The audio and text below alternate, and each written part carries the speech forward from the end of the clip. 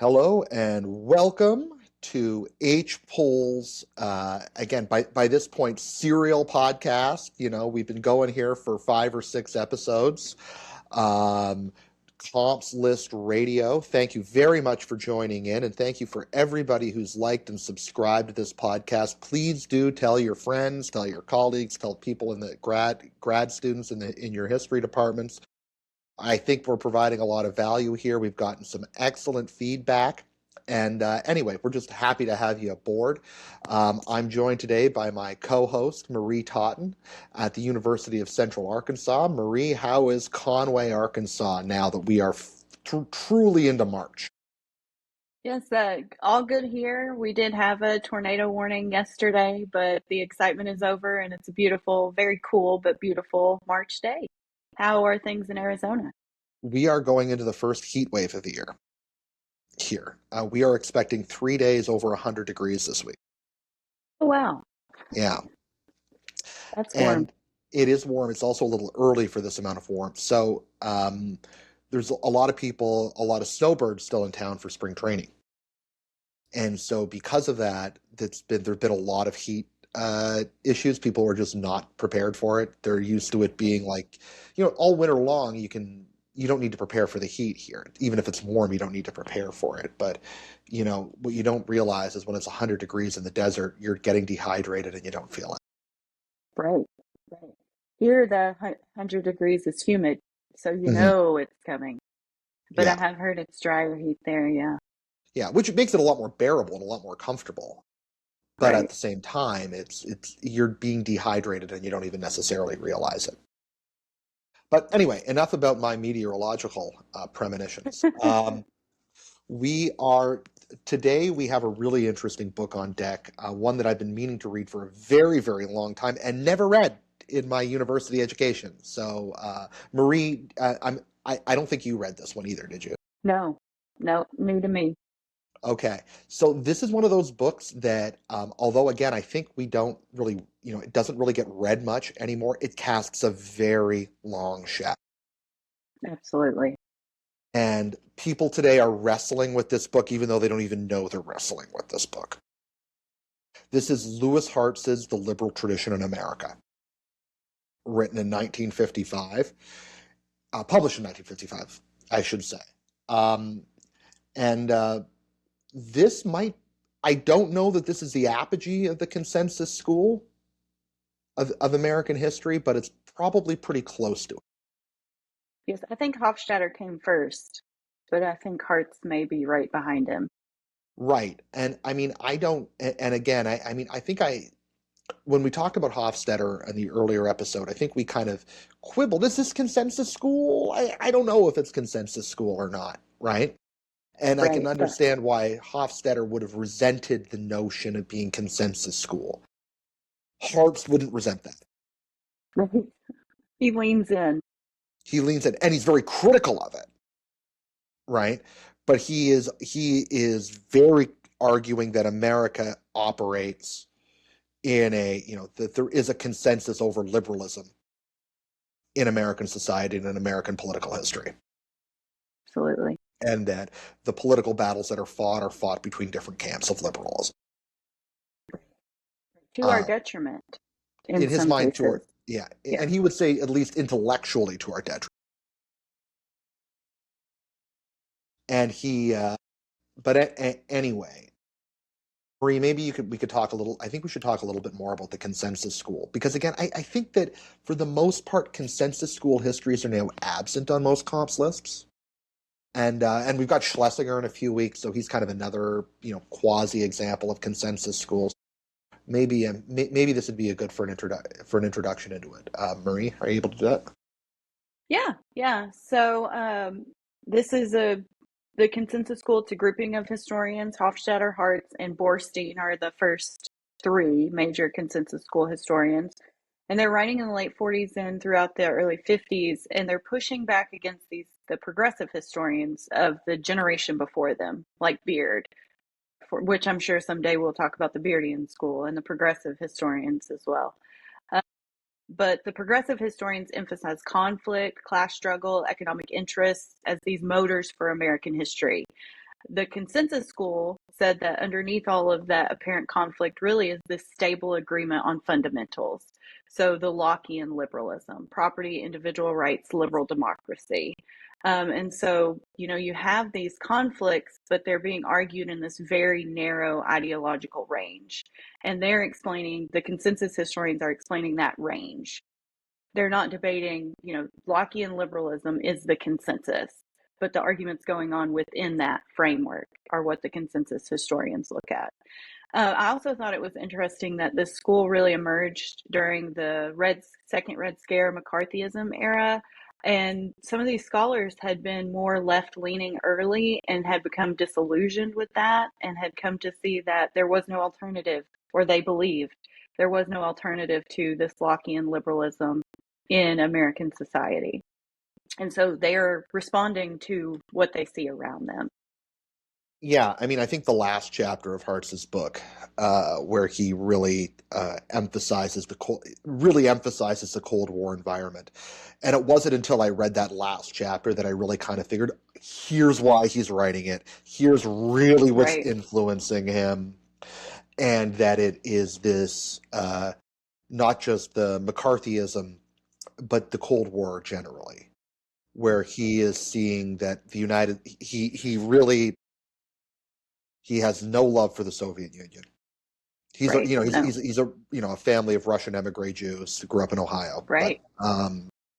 no love for the Soviet Union. Really hates Stalin, and and is worried about the imperialist designs of the Soviet Union. Recognizes that the United States is probably the only geopolitical force counterweight to that, but he says the American liberal tradition means that it is entirely incapable of understanding the perspectives of people around the world who are at threat of Soviet domination. That the Soviets probably might understand them a little better than we do. Right. Right. That we don't even know that we've always had this tradition from the very foundation. And so we're not even aware that that is our ideology. So we can't look at other ideologies in the same way that they can look at us, because they've had to fight for that, and that's part of their memory. And we don't have that. Okay, so what is, uh, in your mind, Marie, what did you see as sort of the main, other than the fact that the United States operates within a narrow band of political theory and political conflict? Why? What's your sense on and why Hartz thinks that's the case? Why Hartz thinks that we operate in this narrow band. Mm-hmm. Well, he's taking these different philosophers and he's synthesizing their arguments. And he's saying we never had feudalism in the country, so we never had anything to fight back against. We never had any true conservative forces, like Burkean conservative forces, to actually fight for, a return to feudalism. We also never had true socialism in the country, and that wasn't possible because we never had a proletariat that wanted to rise up and take over the government. So we never had those extremes. And he's looking at Burke and Marx to determine that. And so because of that, we're stuck in this Lockean liberalism. Like Locke was America, he says at one point. Yeah, he makes a really interesting point early on in the book, and yeah, I mean, I agree that he argues that the thing that makes this word makes people uncomfortable. This phrase makes people uncomfortable. I don't necessarily think that it should, but what does make the United States exceptional? And this doesn't necessarily mean exceptionally good or exceptionally bad. He just legitimately means exceptional. Is that lack of feudal tradition, and that so he argues that a lot of the time, although Marxists claim that their battle is against capitalism, he's arguing that in most senses they're actually fighting against forms of feudalism, and that there's a blending of feudalism and capitalism in some instances, and in those cases, that's where the Marxist attacks are often the most effective, or at least on the on the political side, if not the intellectual side. And so, and this kind of makes sense if you realize when you realize that Marx assumed that the communist revolution was most likely to happen in England or Germany, or in Western Germany, where capitalism was the most advanced in the world. But of course, communism succeeds in Russia. And that's Right. always been that was always a problem for Lenin. That was always an intellectual problem for so many of the socialist philosophers is how do we account for um, the fact that, in fact, communism's greatest successes have happened in places that were like the least capitalist. China would be another example in the 1940s. So if you Hartz's mind, he's saying actually they're fighting against feudalism Right. and Right. vestiges of feudalism, if not feudalism itself, but vestiges of feudalism. And I mean, he's not, he's writing in 1955. I think if he was writing in the 1970s, he'd even be on firmer ground there intellectually because the Maoist movement has had time to kind of flourish. And Maoism is more ostensibly opposed to feudalism and that's because of its, more peasant background than the Marxist cosmopolitan urban form of communism. And so Hartz is arguing that, in fact, it's because there is no feudal tradition in America, you really cannot get that socialist tradition too. He said, so in fact, the radical or the reactionary right and the socialist left cannot exist without the other. Right. And that Right. the absence of one predetermines the absence of the other.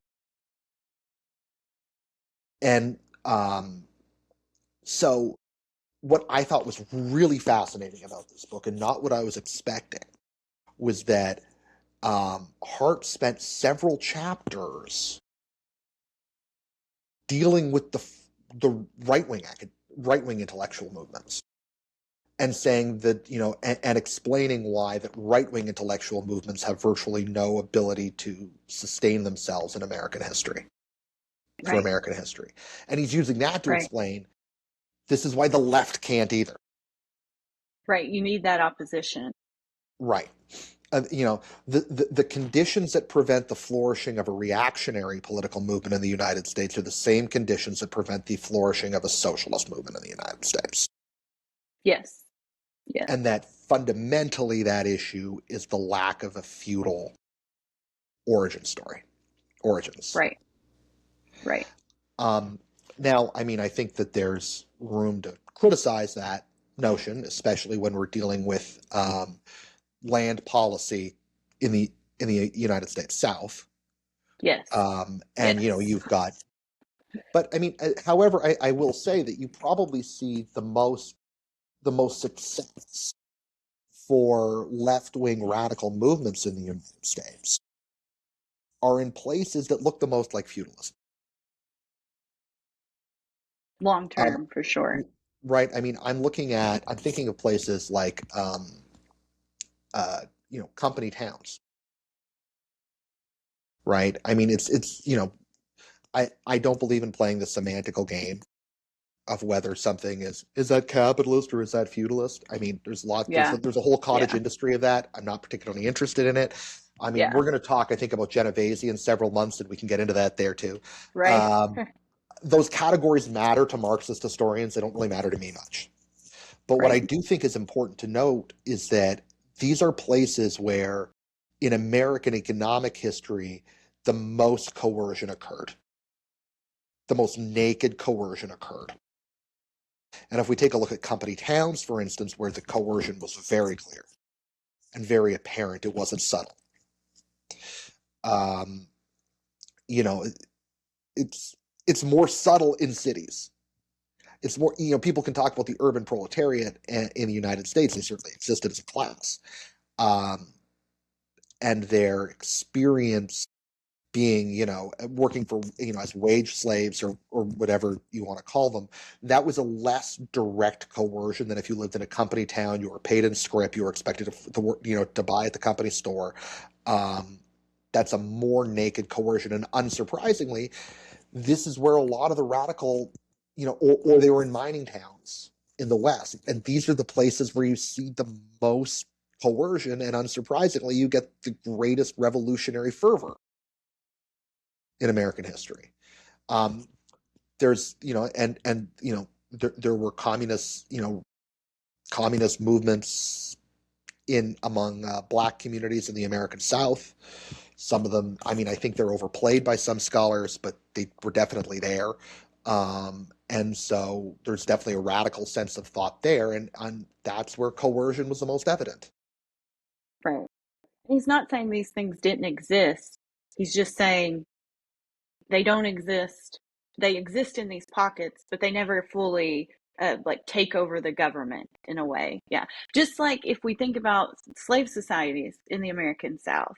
I mean, he's saying that this is the closest to feudalism, or that's what they're trying to do, but then you have the Civil War and that's defeated.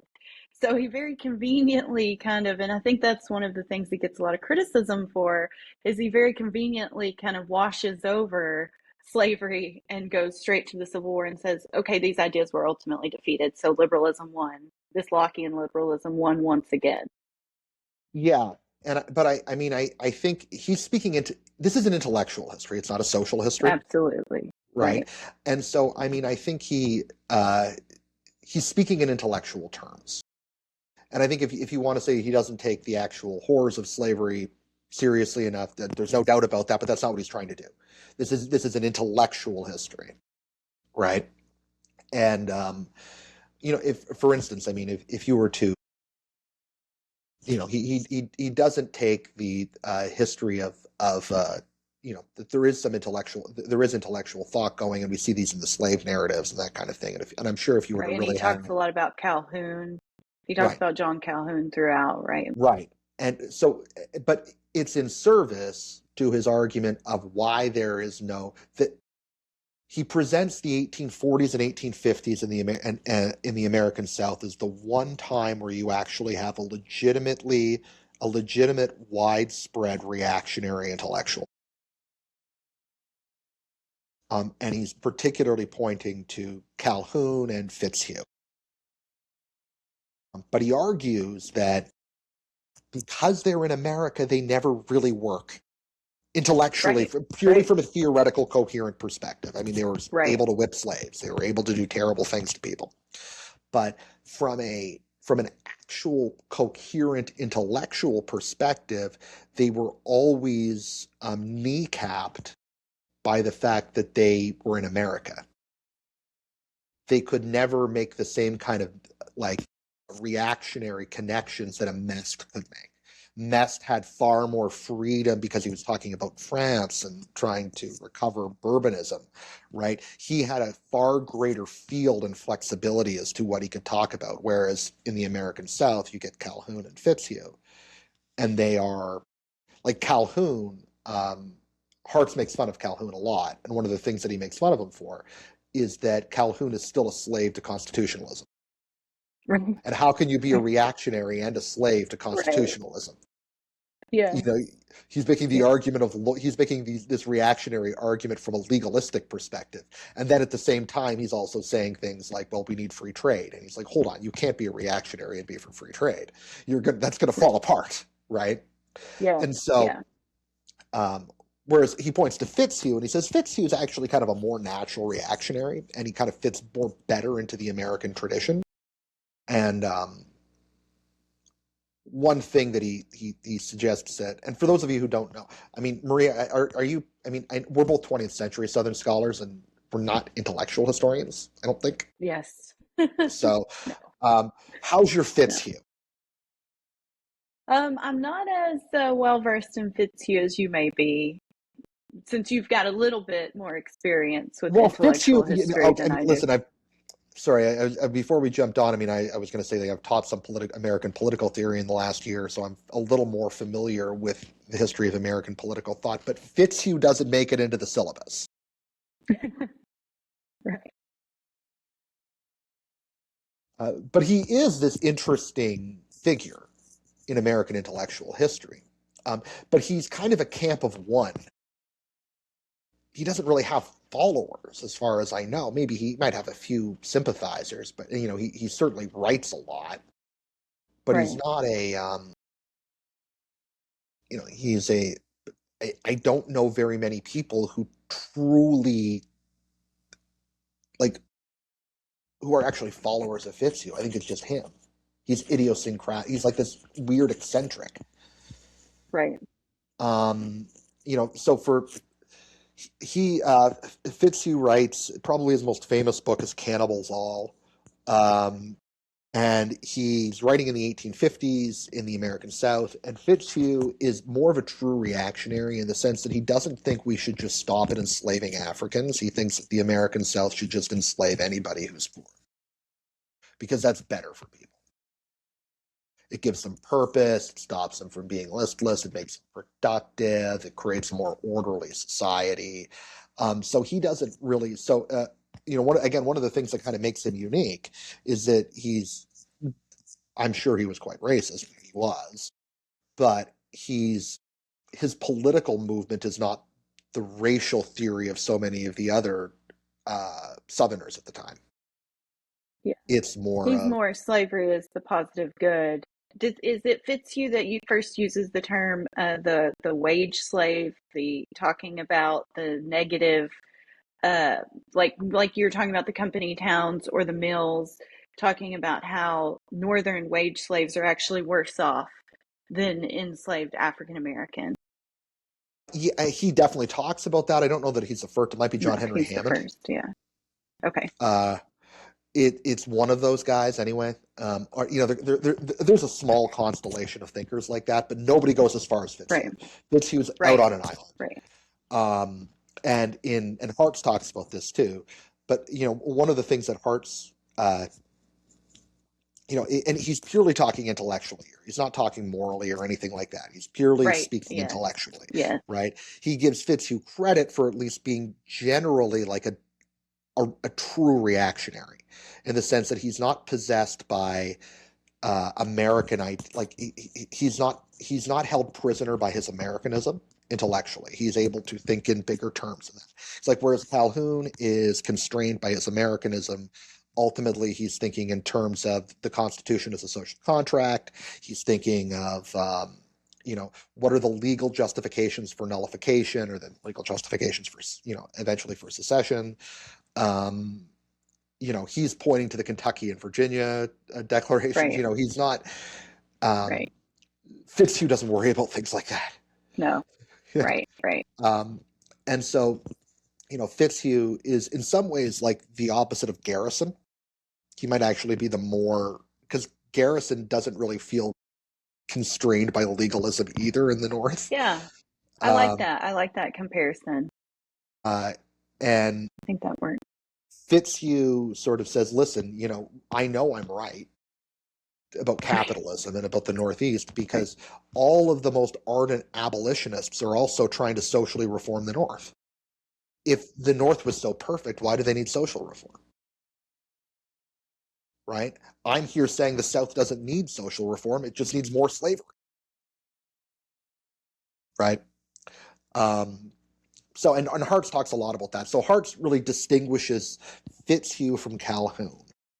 And he says that this is really the only period in American history where you actually do have a reactionary intellectual movement, and it's mostly concentrated in the American South as a generally justification for slavery.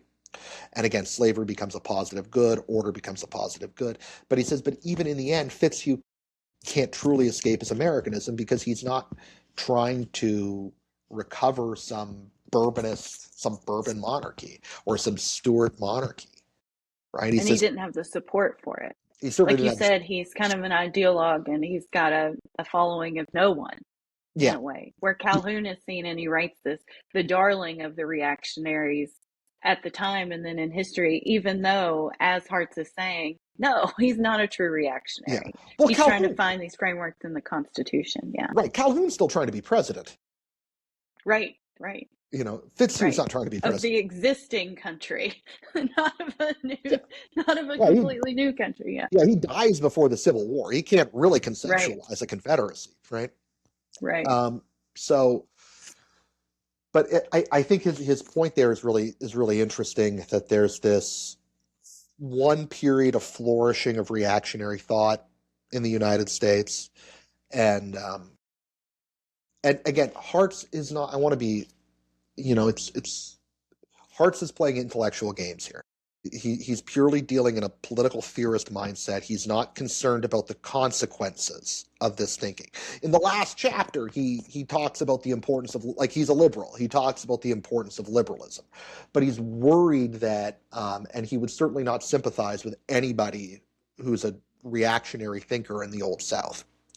But what he's concerned about is that the American liberal, for those of you who aren't watching, who are listening, I'm putting my hands out there to kind of present like a box, right? Like there's a little box that prevents American thinkers from having the creativity to be able, and the empathy to be able to understand people who have a very different history. Right. And to be able to respond to those people. And that's what he's saying in the Cold War with McCarthyism, is that because we can't conceptualize that, we're not responding to it well. And that's what he's saying there, yes. Right. And so because even this this reactionary flourishing that predates the Civil War in the antebellum South, for the most part, is rallying around Calhoun, which is a very American form, he's like, it's a very American form of reactionaryism.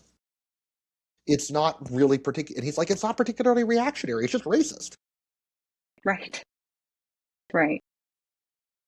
Whereas Fitzhugh, who is far more reactionary, and you could find a person like a Fitzhugh around the world, generally speaking. Whereas Calhoun he's arguing Calhoun would be hard to find anywhere else in the world. Calhoun was a product of America. And I think this is where he says that in the American tradition, that the what you might call a radical right, however far you want to go with that, but the more extreme right-wing positions have tended to follow Spencer more than they've tended to follow like Mest, because that Spencer's social Darwinism is more, I think, consistent with the American experience rather than an inherited birthright aristocracy. Right, absolutely. The aristocracy isn't here to defend itself. Where you do have that idea of, if you work hard and you are like this Horatio Alger myth that he talks about throughout the book, but you can pull yourself up. You can go from rags to riches, and you are, in a way, Spencer's saying, if you're at the top, then you deserve to be there. If you've pulled yourself up, you deserve to be there. There's something inherently good about you. And that's the American exceptionalism in a way, maybe not the way you were talking about exceptional earlier, but that's the ideology there. And so, yeah. Yeah, exactly. I think that's exactly, and I'm glad you brought up Alger, because that's, a part of his whole discussion here is like the myth of Alger. Right. And that Americans are, no matter who they are, from the furthest right-wing person to the furthest left-wing person, still kind of have this myth of Horatio Alger. Right. That's Or the myth he creates, right, yeah, in these books that he writes, this rags right. to riches story. I really enjoyed learning about Horatio Alger and the influence he had, because we hear this rags to riches part of being American. Like, this is such an American idea. And it does, in a way, keep socialism at bay, because anybody can pull themselves up. And Alger is writing about these young, poor boys in urban areas who make it. And so, what an inspiration, and what a way to tamp down on those potential socialist feelings there. Well, I mean, that's the one thing about America, is that, whether the odds are in your favor or not, there's always an Andrew Carnegie story you can tell. Exactly. Right? And whereas, because that's not true in the rest of the world. Right. And we don't have that aristocracy. Right. That blocks that. There is an aristocracy that blocks the parvenu, right, in other societies. And the parvenu is not blocked in American society. Right. Right. And he Um, brings in the idea of American Whiggery. right. So That's there's good. not, it's not that there's an attempt to do that. It's just not going to work here because we do believe in individual rights. We Right. believe in those ideas of law. So let's, we talked about Hofstadter a few weeks ago. It's probably a good time to bring in, Hartz is not just making an intellectual argument here. It is a history, and it does change over time. Is very apparent in this Oh, book. yeah. Yeah. Um, Maybe it's worth talking about, in American history, I think, that he sort of points to, like, the aristocratic tradition, or what presented as an aristocratic tradition, which he believes was a false aristocratic tradition, and maybe a false aristocratic consciousness, was associated with high federalism of Alexander Hamilton and the people that, maybe more so the people that followed him rather than Alexander Hamilton himself. Do you buy that? I buy his argument that Jefferson and Jackson ultimately won out. I think it's right that there's only so far that the Whig tradition, that high Federalist tradition, the way he talks about it early on, can go without an aristocracy, without something to push back against it. And so when he talks about the more liberal traditions of Jefferson and Jackson ultimately winning out, you have more democracy through both of them in different ways. I think I buy more into that within the context of his argument. I think if you follow his argument through, liberalism as the mainstream, that kind of died with, like you said, the people who come directly after Hamilton but follow the Hamiltonian system. Right. Well, I mean, and when you read Tocqueville, I mean, you've got, Tocqueville talks a lot about this. Exactly. There is the minority party, and according to Tocqueville, Exactly. the minority party are the high Federalists that Right. have basically just retreated into their mansions. Right. They don't Right. participate in politics much anymore. They've been thoroughly thrashed by, by the Republicans turned Democrats. And that, the era of good feelings, what's the era of good feelings except just the dominance, one party dominance, Right. right? Right. And Going that's back to Hofstadter there. right. And so, Hart sees that, yes, there were some people who wanted to maybe impose an aristocracy on the United States, even though it wasn't necessarily a European style aristocracy, but something more akin to that. Like, they were not. They may have been the minority party, but they were totally marginalized, other than maybe a few seats here and there. You get a Fisher Ames or something like that. Like, even Daniel Webster isn't really that guy. So, Right. um, Right. whereas then in 1840, according to Hartz, this high Federalist opposition, or the Federalist opposition, turns into Whiggery. And he says, and that has far more, um, by kind of jumping in with Henry Clay. That's sort of the natural opposition. Now, I don't necessarily know that I buy that, because Henry Clay is this American. He's very much a Democratic Republican, right? Right. He just has a Right. different, at least intellectually, emotionally, culturally, different policy preferences, maybe, but just as a nationalist policy preferences that are, by the way, shared by James Madison. I mean, James Madison is the guy that introduces the American system. But we have this. But in 1840, it says these Federalists turned Whigs embraced the log cabin. So that's And the again, American Whiggery. right. That's the And, American version of the Whig, right. as Now, Hart, conservative as we get. yeah, about as conservative as we get, right? And I mean, I think that's an interest that I agree with that. I think, like, a mainstream conservative movement, I think that's probably correct. Um, in fact, I think you can draw lines from that there's intellectual movement, or main factions of both the modern day Democratic Party and Republican Party that can trace their roots back to that type of Americanism, Yeah, of Whiggery, I buy of that. what Hartz would call Yeah. Whiggery. Um, you Again, I don't know that I fully buy it. I think that's just a victory of the Henry Clay forces, that you just had this split in republicanism that creates two separate parties, and the High Federalists join the one that there's not enough of them. There's a few prominent ones, and they jump on with the one that they like, that they dislike the least. Um, but but anyway, that comes to dominate one major strain, the conservative strain of American thought up until the Right. 1950s, I guess. Right. And it can never go as far as conservatism goes in Europe. Again, coming back to this, I know we've said this, but because of that lack of aristocracy. Right.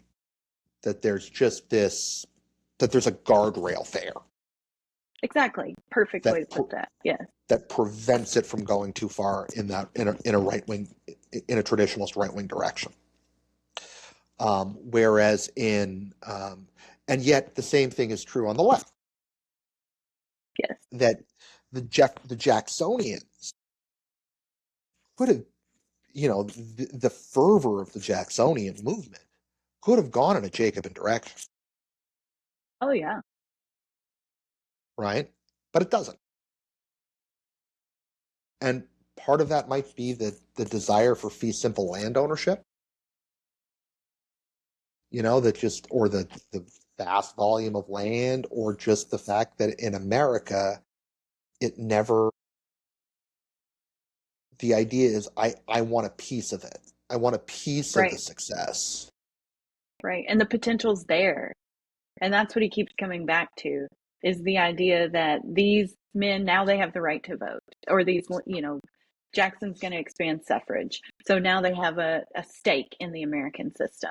And then you can become a small landowner. You can be self-sufficient in a way you cannot in parts of Europe. Right. And I think that, one of when he talks about Europe, he does separate a little bit. He talks about the continent versus the UK. And one of the figures that I think there's sort of two figures that I think American conservatives of that bent, of the traditionalist bent, kind of would have looked towards in the UK and said, here's an example that we wish to follow, or here's some inspiration. And the one that Hartz mostly, I'm pointing to a book that is not Hartz, but apparently I keep pointing to it as if that is Hartz. It's actually Jordan Schwartz's The New Dealers, but that's neither here nor there. Um, the is Disraeli, and the other one is Carlyle. This makes a little bit less about Carlyle, mostly Disraeli, and that that there is this kind of longing. Though some Americans would long for a Disraeli-like figure, Disraeli does not transfer to the Americans.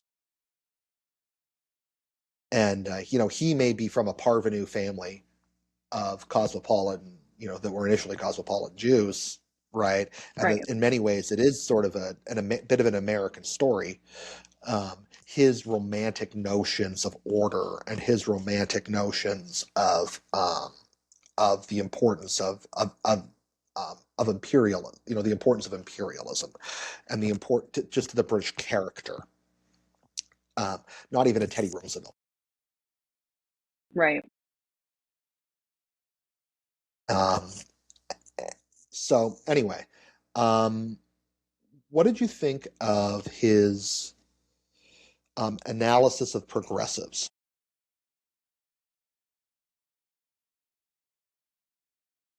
The progressive school or progressives themselves No, in the progressivism. early 20s. Yeah, Okay. Okay.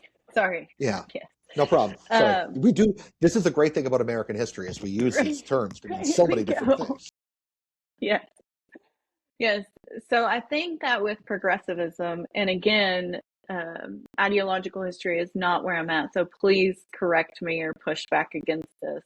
But he does see another push here for like trying to, you talk about those guardrails. It's almost as if you're trying to push outside of those guardrails. Some progressives, or the issues that progressives are trying to look at, seem to be on the other side, but they still work within the American system. I mean, the progressives do change society, but like they're saying, they're working within these parameters. There are very few arguments between the two parties. Like by the 1912 election, 1916 election, they're all progressives. And so it all works with this idea of liberalism, even if some of the issues that people are facing during the time seem to be outside of those guardrails. They're going to try to fix them within that liberal tradition. Right. I think that's it. I mean, so we talked about Weeby last time. How does his conception of the progressives differ from maybe Weeby's conception? Well, that's a great question. I mean, Weeby still argues that the progressives are, we talk about that professional class evolving with Weeby, and they're definitely working within the American system. They're trying to be, I wouldn't go so far as to say, like Weeby would argue that they're American Whigs. Like they're not trying to necessarily, I mean, in a way, I guess they are trying to um, preserve their, although that's getting a little away from Weeby, preserve their status in society. They are trying to become professionals, but I do not think he would go so far as to call them Whigs. Um, Yeah, I think that's true for Weeby, and I think that this speaks to Hartz's con understanding is that, or his, pardon me, his argument is that um, in the United States, everybody has a middle class consciousness. From the yes, richest to the poorest, everybody yes, has a middle class consciousness. yes, Weeby is saying because that's, yes, Weeby's saying progressivism is a consequence of the creation of this new middle class, and you know, Hartz right, might not those professionals. Yeah, yeah, Hartz might not disagree with that, but Hartz would say, well, yeah, but everybody thinks they're middle class, or everybody, even if they know they're not middle class, thinks they could be one day. they have that potential. Right. Exactly. But Exactly. even the richest Americans don't have this very few of them at least, have this self-conception of them as being uh, anything but the successful middle class. So, um, and that's the thing that constrains, in order for reactionary thought to work, at least in what we consider reactionary thought. And again, maybe Spencer is not reactionary. Maybe he's something else. Maybe social Darwinism is something else. And again, I don't want to get lost in the taxonomical, semantics here. But for a true reactionary type of thought to flourish, you need people who consciously don't think of themselves in any way related to the middle class. Right. Right. You need an upper class that has no conception of themselves as being middle class. And in order for socialist politics to work, you need a lower class that thinks of themselves as a being entirely outside of the middle class, as opposed to the middle class that just hasn't made it yet. Right. And that's where, again, coming back to that Horatio Alger argument, I mean, he spends a whole chapter bringing exactly that in. I mean, without that mythology, you don't have, like, you do have those two classes that are outside the system. But because that becomes such a part of the American fabric, like you said, everybody thinks they can be middle class, if not farther than that. But that potential is always there. Yeah. Or and among the extreme upper class, people are like, well, I recognize that I am not middle class, but my family was middle class at one point, and I still have bourgeois values. I'm not, again, and this might be the only exception. The only exception to this might be the antebellum South, where there was this attempt to kind of create this, Walter Scott like, uh, you know, mythological middle age society among the upper class, but with that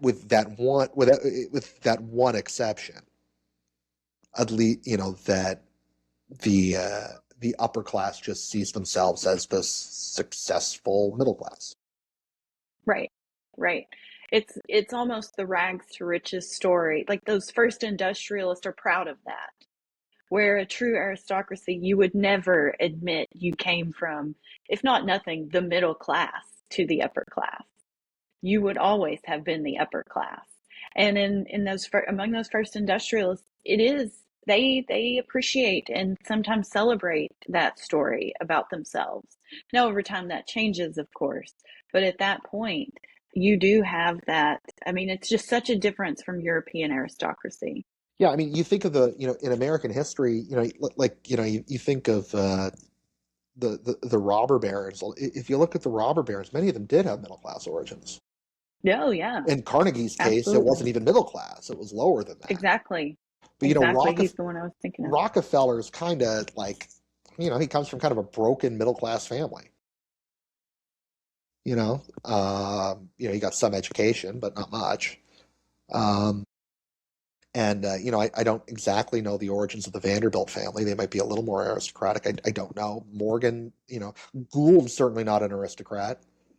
Um, so, and then, you go back a generation previously, look at John Jacob Astor. I mean, here was a guy who came as an immigrant, as a poor immigrant to the United States as a boy, right? Right.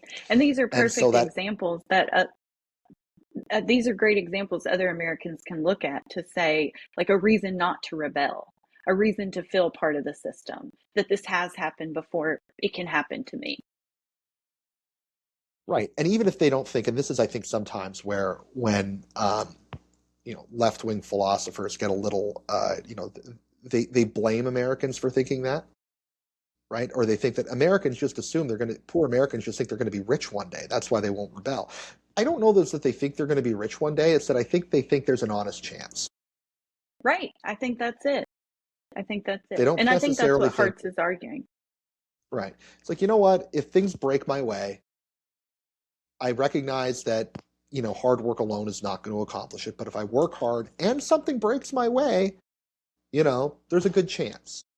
And that's worth protecting or worth preserving. Right. It's not that everyone thinks, okay, I'm going to be a billionaire someday. It's that they think I could do well for myself and my family someday. That potential. Yeah, exactly. And I think that definitely one of the things that I liked about Hartz, I'm going to take us out of this a little bit because I think we could talk about this all day. Uh, that Hartz talks about is that, when he's criticizing the progressive historians, not the progressives, but the progressive historians, he one of the things that is interesting is he says, there's all these historians that have all these various like inspirations for their work. He says, but none of them seem inspired by Tocqueville. Oh, yes. He Yes. says, I am self-consciously writing in the Tocquevillian tradition. Right. That's the framework of what he's writing. Yeah. How do you think he succeeds at that?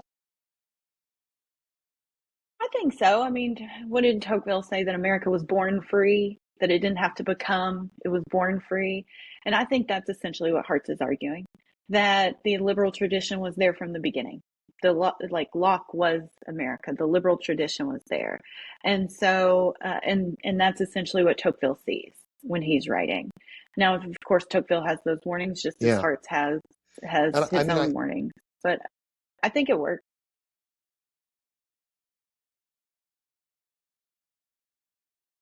yeah, and I think he definitely, his warning is pretty similar to Tocqueville's warning I agree. that this universal attachment to liberalism, while not necessarily bad on its own, um, allows for a certain type of tyranny to emerge. This sort of this is not one that's used by Tocqueville. It's not a word used by Tocqueville because I can't remember the scholar who uses it, but this sort of notion of soft tyranny Yeah, that's soft that we become despotism, right?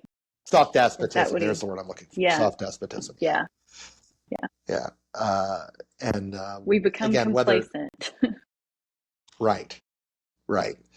Um, thank you. And I don't know how far I buy that, but it is certainly a very interesting discussion to have, and an interesting scholarship that emerges from. Um, Absolutely. anything more anything you want to bring up? Because I have a soapbox I want to get on here, but I want to let you go first because I don't know how long I'm going to go. Well, before I let you get on your soapbox, which I will absolutely enjoy, I just know it. I do. As I was reading this, I kept thinking, I hope he has an answer to this. I hope there is some positivity at the end of this work. And I was perhaps by the end not as surprised, but there is no answer. he, ends, he ends with the very questions he begins with.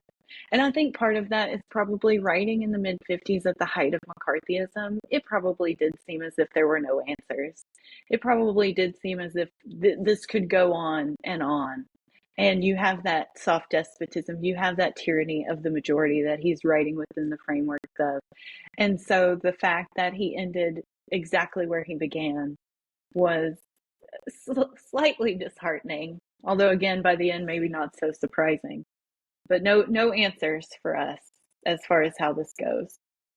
Yeah, I mean, I think that he kind of comes to the same conclusion that the economist Frank Knight does, who, after exploring, the potential in America for all these various like opportunities and different, and wouldn't it be great if there was this other intellectual tradition or this other thing that we could maybe bring into America, because liberalism is kind of sterile and boring, right? Is sort of the Right. idea. And that but like Frank Knight, he kind of comes back to, no, there isn't. And maybe that's okay. Yeah. Right. Yeah.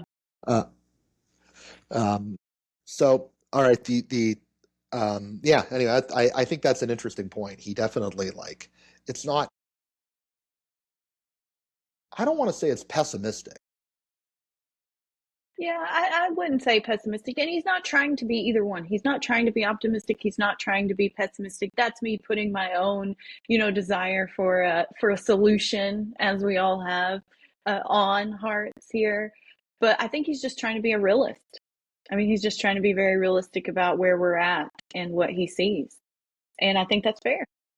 Yeah, I mean, I think there's sort of, this is an interesting stylistic thing. I think there's sort of two ways to write really good history, and one is sort of the more, I'm going to use the word, or the interested person, where like you have a protagonist, you have somebody who you kind of treat as like maybe not the good guys because we're historians, but like somebody who your sympathies are clearly with, right? And it's about their triumph or their tragic failure, right?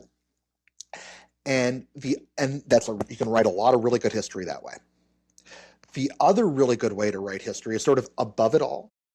And I mean, I'm going to say, with this sort of detached sense of Tory irony about it all, where it's like it doesn't, everything sort of has an ironic component to it, and it's like, look at all Right. these little people trying to move their little ways, and isn't it adorable that these little people try to do all their little things, and it's not going to matter, right?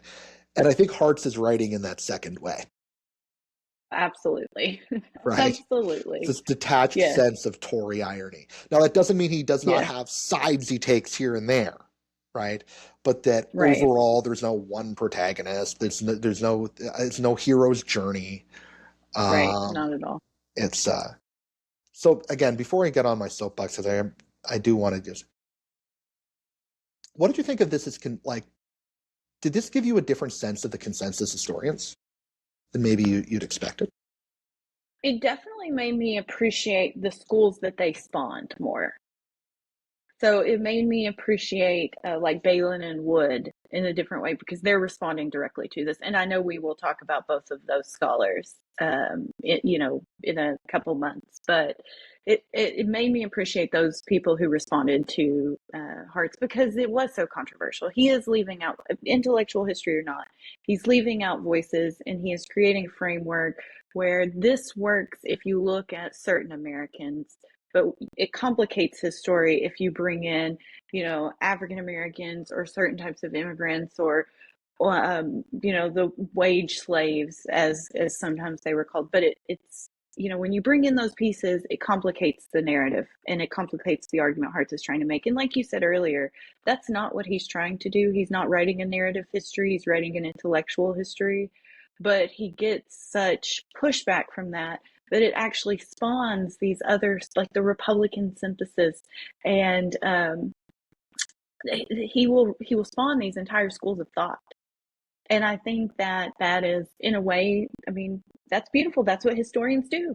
That's what we all want, right? Someone to respond and to appreciate our work, whether they like it or not. They appreciate it. They appreciate that it exists.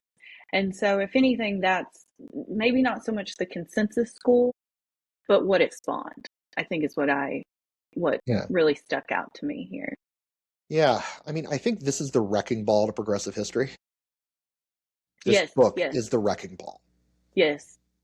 I Um, agree with that. I don't know that Hofstadter's truly the wrecking ball. I think this is the No, wrecking I ball. think it's Hartz. I agree. Yeah. I And agree with that that. um, it you need Hartz for other things to emerge. You need him to destroy the progressive school, and I don't know that he fully destroys it, but he takes it he gives it a beating. Um, Right. and we're gonna do some progressive history later on. It'll be curious to see what we think now that we've read Hartz, whether he actually has done a Right. good job of Right. that or not. Right. But and so the wrecking ball is necessary in order for other things to emerge. And I think that one of the things that again, leaving voices out, there's a lot of voices he obviously leaves out. And I mean, and you can and one of the things that I think people will do to refute Hartz later on is they will say, well, no, there's this movement that maybe it ended up becoming kind of middle class or progressive, but it has these radical origins. And I think you get these historians that are themselves pretty radical and want to see a lineage, or want to see their own ancestors. And they don't want to feel like they're fully alien to the American society. They Right. want to say, hey, listen, this person shows that I exist in the American tradition. Screw you, Hearts. I'm in the American tradition too. Right. Right. And they're And living so, through more radical times. Not only sure, are they sometimes more radical, but I mean, they're responding to the events that they're living through, and it's much different than what Hartz is living through. sure. And again, it's going to be harder to write a consensus history in 1968, although I think you could. I Yeah, think I you could mean, take a Hartzian perspective and say, listen, it's not the new left the new left has success in the United States as an intellectual movement. Why does it? Because it's kind of based on bourgeois values. It's not the new left is not the values of the proletariat, no, yeah, right? It's it's a bourgeois philosophy, which is why it kind of has kind of more it's kind of more anarchist in many ways than it is communist, right? But it's a bourgeois philosophy. And so you can actually, although I know they prefer Rousseau, I think that, like, if you were to look at the social contract theorists, the new left borrows Locke. There's Locke borrowed there, if not full, through the lens of Rousseau, or kind of reflected through Rousseau and reflected through others. But it's not. It doesn't come through. It doesn't come through the same Marxist uh, like lineage. And so because of that, I think it kind of does. Hartz could say, listen, the new left is not that radical. It's still Lockean. still within those guardrails. If Locke It's is still within those America, guardrails. Maybe, right. Maybe pushing up against it and maybe opening it just a little bit, but it's still taking the notion of Americanism because, again, so much of it is based on this notion of it's unfair. We are not given our chance, right? And that and now that being said, that could also potentially explain why the new left has only gone as far as it ever has. Is that it is, even though it's in the American tradition, it's so far to the extreme of an American tradition that the mainstream of American voters are never willing to fully embrace it. right? It swallows it up. Swallows it up. Which brings me to my soapbox. Yes. Um, Hartz in this book does more to dismantle modern reactionary thought and post-liberal thought than is in any current volume. Hartz obliterates it before he even knows that he's obliterated. And you know this to be true because if you read Deneen, you read Vermeulen, you read the modern post-liberals, less so in Yarvin and the neo-reactionaries, but definitely in the post-liberal thought, they are desperately trying to refute Hartz. And they can't. They're creating workarounds. They're trying to slip in between gaps, and they think they've accomplished it, but they haven't.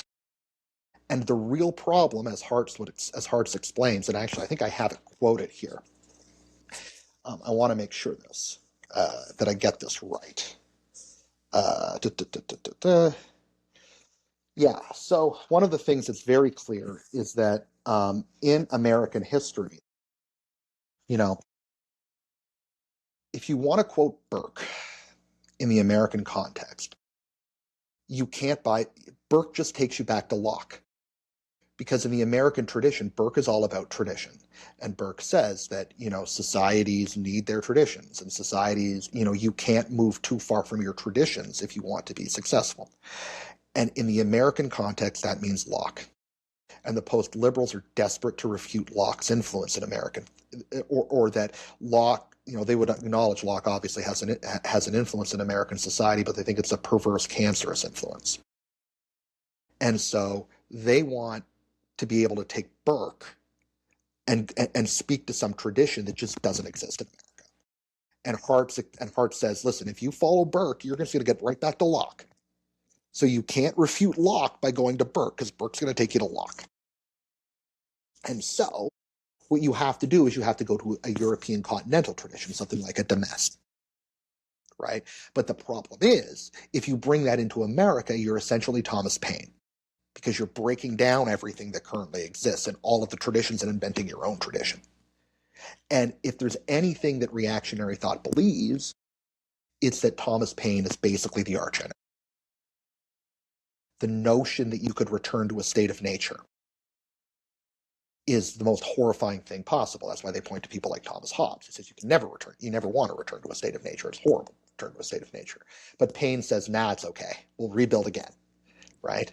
And so if you go to Burke, if you want to focus, and so much reactionary thought is based on the notion of tradition, right? But there is no tradition of this in American history. So you have to invent something new, right? And then impose it, which goes completely against reactionary ethos. And so they become they can't emerge from that.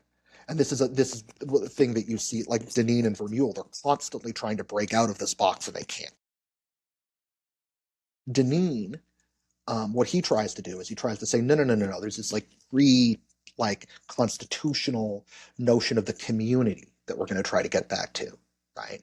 That there's these communitarian values, and that's the real America. And then what happens is in the Revolutionary era, we impose this Lockeanism on it. So in fact, what we're trying to do is we're not going to go back to an aristocracy. We're going to go back to these traditional communitarian American values. The problem is that he's inventing it, or maybe he's not inventing them. Okay, good faith, maybe he's not inventing them. But it's different when there's like a Bourbon monarch that you can point back to and say, here's what we used to do. Or an aristocracy you could point back to and say, here's what we used to do and things were better. You're trying to say that, well, there was these wonderful nebulous communitarian values that defined every aspect of America, and that's really the most important aspect of American history. It's not the individualism of Locke. That was just like an invention of Thomas Jefferson and James Madison. And it's like, okay.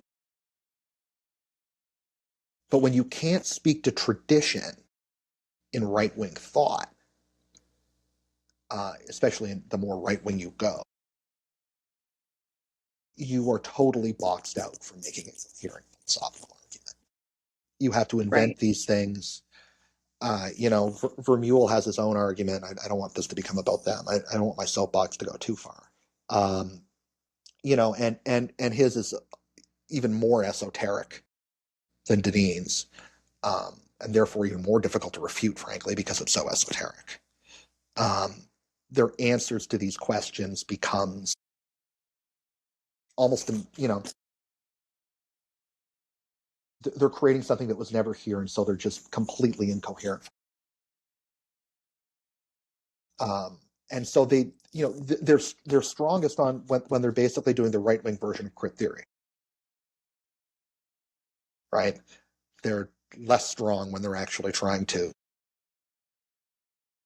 impose their own or call back their own preferred political system. But anyway, I'm done talking about that.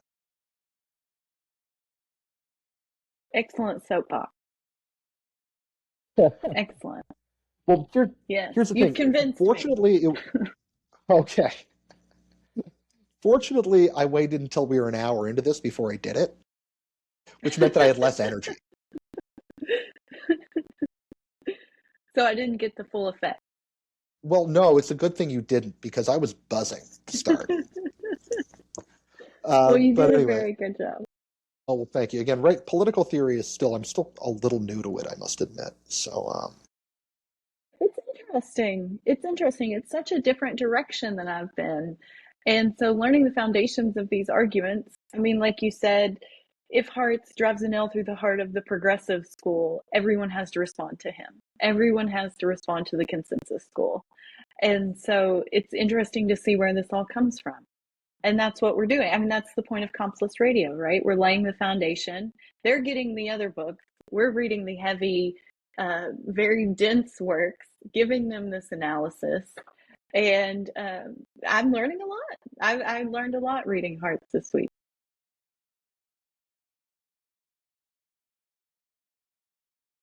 sorry, there's a little bit of a breakup. There was a bit of a breakup in the connection there. If you were, I saw. I only caught about the first 80% of it. What was the finale of your point there? I'm so sorry, I didn't.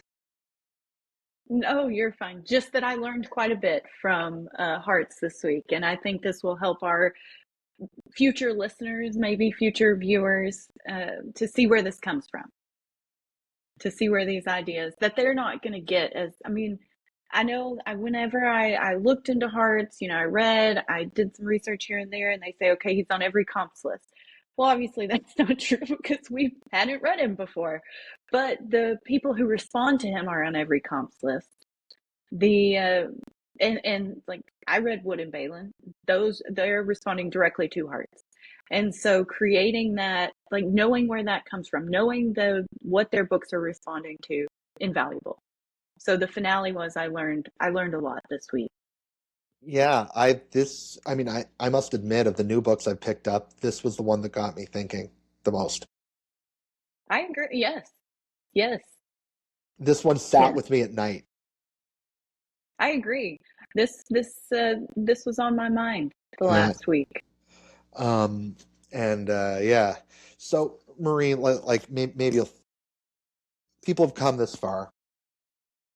Is the pod like? Should they read the book? Like, do they need to read the book, or is the podcast enough? Oh, great question. I mean, definitely listen to the podcast first. This will help you dive into it because it is dense. And he is writing from, like you said, from above. And his writing is a little ironic. He snipes here and there. And once you get into it and you understand his voice in all of this, it becomes a good read. But definitely listen to the podcast and then maybe look through the book here and there. The last chapter I think is excellent. I think he really sums that up and talks about going into the Cold War. If you don't have a good understanding of the narrative of American history, and you don't know the names, because he just throws them out there, no context, you Yeah. don't need to read this book because you're going to be lost. This is a tough. This would I would argue. Yeah, this would be a real tough book to read at the start of your comps. Oh yeah, no, not at the start. No, because and that was my point. Is that names from all over the world are thrown out there, and he Just expects you to know who they are, yes, right? yes. And he expects you to get it. He's not taking time to introduce them. There's no even first names.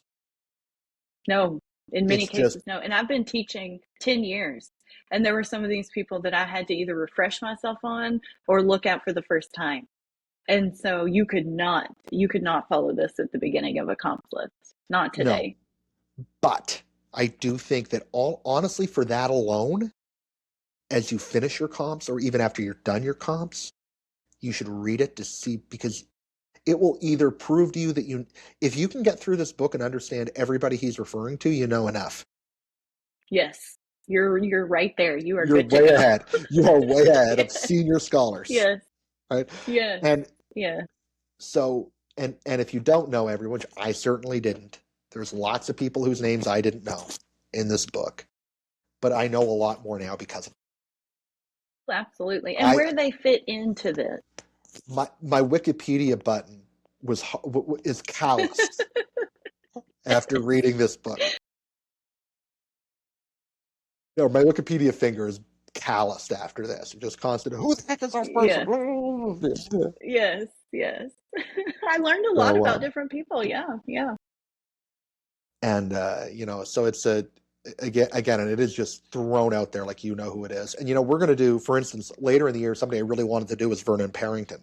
And one of the reasons I wanted to do Vernon Parrington, he's a progressive historian, one of the prominent ones, is that people remember Beard. People remember Turner, but they don't remember Parrington at all. Like if you were to go in a senior faculty lounge right now, you'd get the older scholars. They'll go, oh yes, Vernon Parrington. But the middle-aged scholars wouldn't. Even people in their 60s probably wouldn't. You'd have the weird guy in the 80s in the corner, or the weird professor in their 80s, or he and she would say, oh yes, I remember learning it. Right. But practically and nobody now we'll else. be able to do that. Right. Exactly. And our listeners will be. Exactly. But Parrington comes in for a lot of criticism here. In fact, of the progressive historians, I think he's the one that he really attacks, is Parrington. And so again, like, it's an argument that we forgot ever occurred.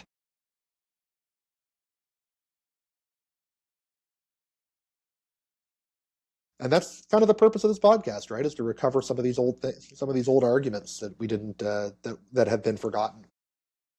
Exactly. Preserving these foundational texts.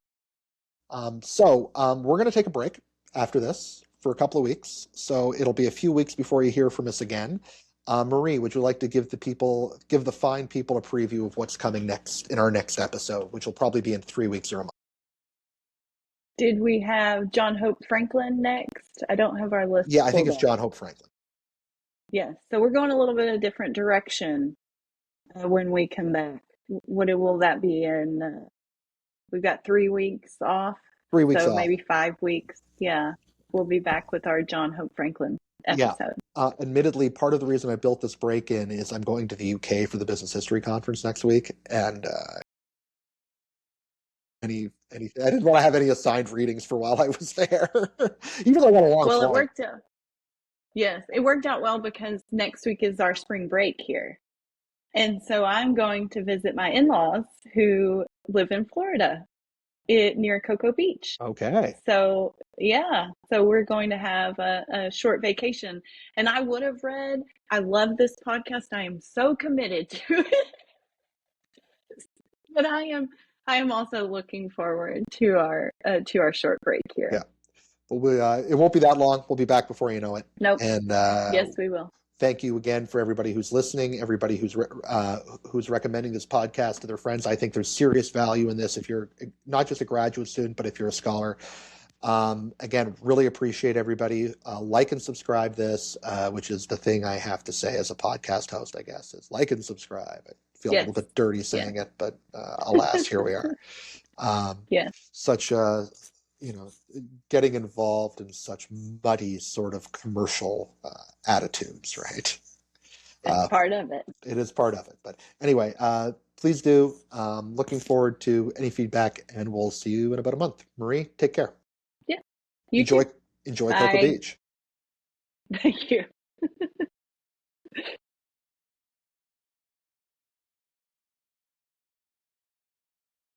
But wait.